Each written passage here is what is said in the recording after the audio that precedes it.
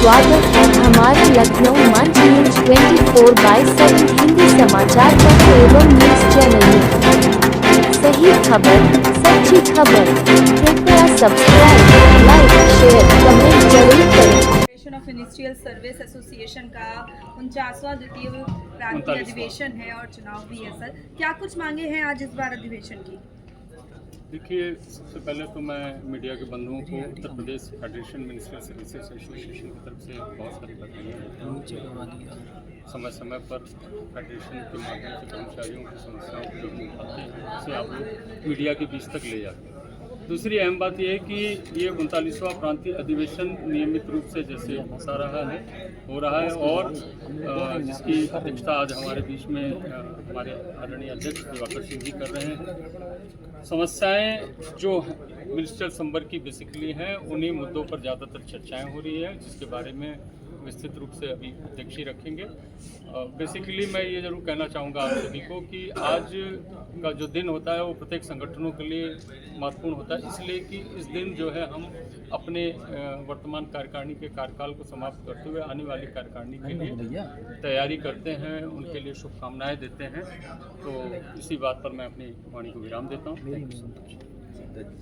Sir, OPS और NPS को लेकर काफ़ी समय से मांग चल रही है और यूपीएस भी आ गई है, तो उसको लेकर क्या कहेंगे? सबसे पहले तो मैं आप सभी मीडिया बंधुओं को इस कार्यक्रम में आने के लिए आपका बहुत बहुत हार्दिक अभिनंदन है और स्वागत है। आप समय समय पर हमारी मांगे और हमारी बातें आप अपने माध्यम से गवर्नमेंट तक पहुंचाते हैं, उसके लिए आपका संगठन बहुत आभारी है।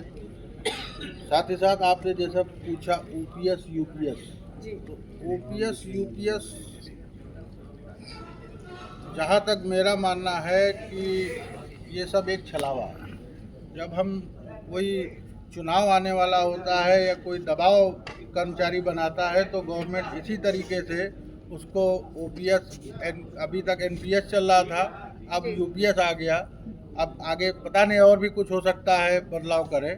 तो ये सब ना करते हुए गवर्नमेंट से हमारी एकमात्र मांग है कि जब हम कर्मचारी हैं, आपके एक स्तंभ के रूप में का आपकी योजनाओं को हम ज़मीन पे उतारते हैं, आपके कंधे से कंधा मिला के चलते हैं, और जैसा कोविड काल में आप लोगों ने देखा है कि सारी संस्थाएं सब बिल्कुल बेकार हो गई थी, लेकिन उस समय सरकारी कर्मचारी ही हर जगह नज़र आता था।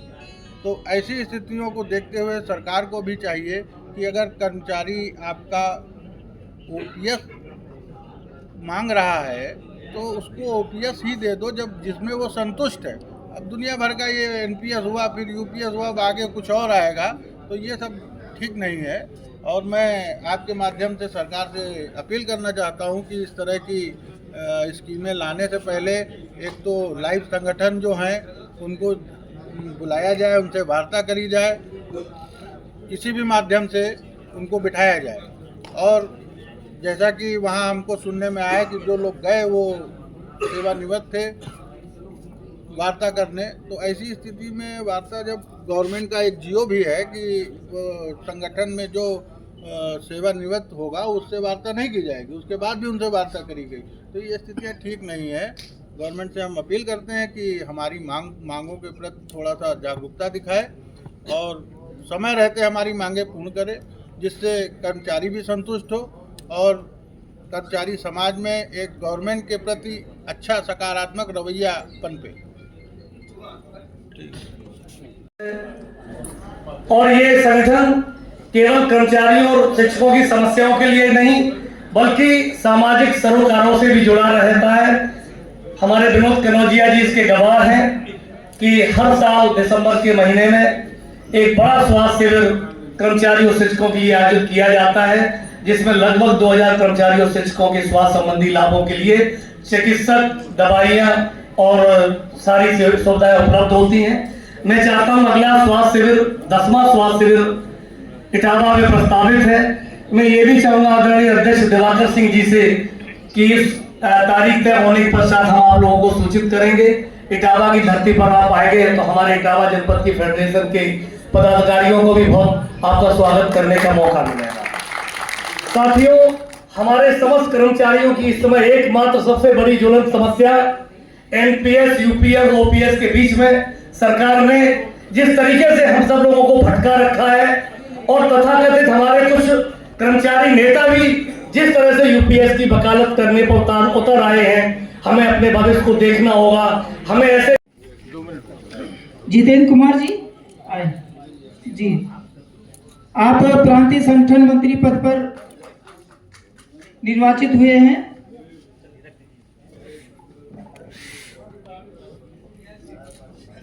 श्री वंशीधर मिश्र प्रांतीय संगठन मंत्री पद पर निर्वाचित हुए हैं। जितेंद्र भैया पीछे जाएं, पीछे मंच पे। श्री श्याम सिंह जी प्रांतीय संगठन मंत्री पद पर निर्वाचित हुए हैं।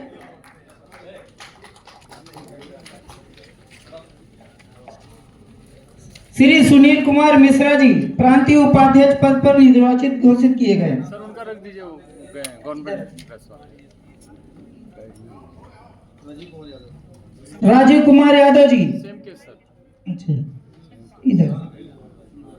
प्रशांत राजन सिंह प्रांतीय उपाध्यक्ष पद पर निर्वाचित घोषित किए गए।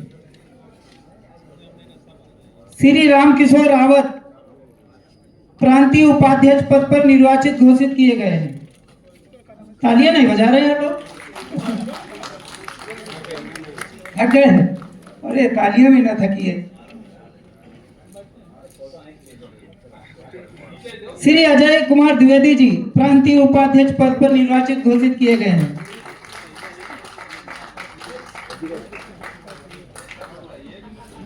श्री संजीव कुमार श्रीवास्तव जी प्रांतीय उपाध्यक्ष पर निर्वाचित घोषित किए गए हैं। संजीव श्रीवास्तव जी।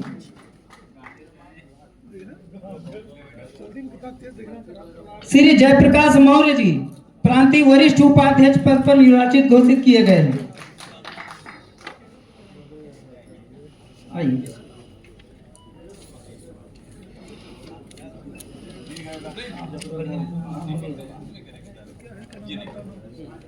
प्रकाश मौर्य जी घोषित किए गए। बहुत बहुत बधाई सभी को।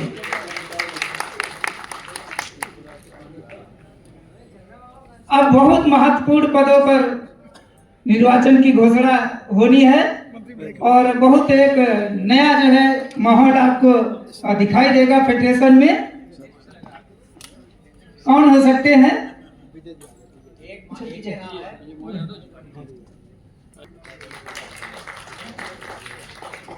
तो मैं कह रहा था प्रांतीय स्तर का बहुत महत्वपूर्ण पद कौन हो सकता है? वो है प्रांतीय महामंत्री पद पर कनौजिया विनोद बुधिराम जी।